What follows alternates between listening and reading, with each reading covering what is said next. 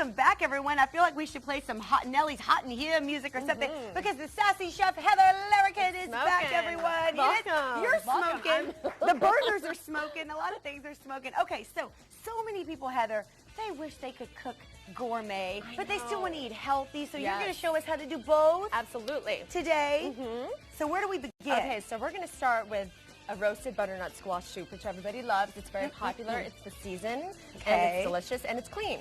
Okay, so my ingredients we have in front right here are everything that we're going to put into our pot. Beautiful. Now, we want to get our pot nice and hot before we actually add the oil. It is. It's smoking. So hopefully it won't get too I'll hot stand in here. over here. Let me know. Won't get too hot in here.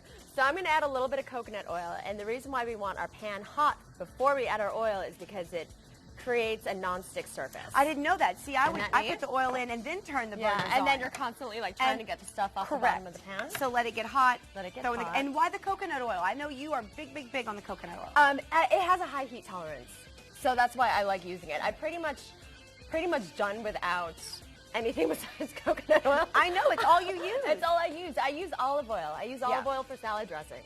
Right. Coconut oil usually solidifies at room temperature. So since it's hot in here and it's smoking, it's liquid right now, so we don't have to worry about it solidifying. So it's nice and hot. It's nice and hot, and then what we're going to do is we're going to add our aromats, which are our garlic and onion. Aromats. And the reason why we call it that is because it becomes aromatic, and then it starts.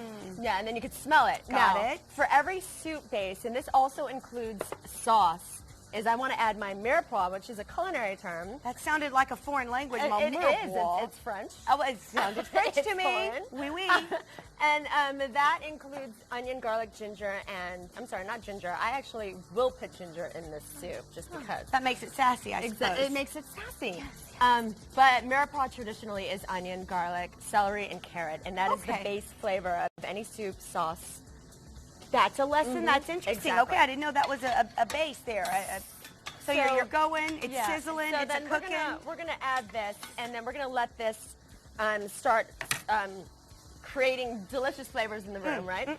And then what I did with the squash is I went ahead and I roasted it ahead of time because it actually pulls the sweetness out, and this usually goes for any vegetable. Did you roast it in oven? I did for 400 degrees for 30 minutes. Okay, that's not so bad. yeah, and all you want to do is just dice it up and peel it. Squash, I think the main reason why people don't even want to attempt squash is because it's big and it's kind of awkward. And it's hard to peel. It is. You got to peel it and you got to cut it. So you're going to throw that in there? I'm going to go ahead and throw this in here, and we're just going to let this sit and cook. Now, right here, once it starts cooking up, you can add any kind of spice that you want. Traditionally, I want to know what this is. Are you going to add this? Yeah, I'm going to show you. I will show you what's going on. You're like, you just wait, little lady.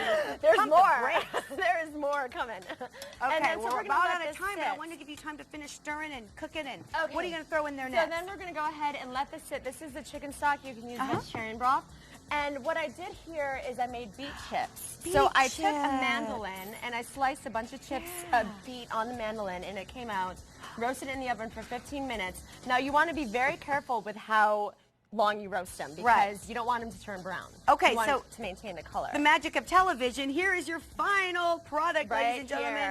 Right here. Buttered squash bisque with beet chips. For more info, you can go to sassychefheather.com. But you still have two more wonderful dishes for us. What are we going to make after the break? We're going to make an acorn squash stuffed with quinoa, and it's a dish inspired by paella. Thank you. And then we're going to do a clean eating blueberry cheesecake. Sounds wonderful. Can't wait. Count me in. So we'll do that in just a little bit. Also,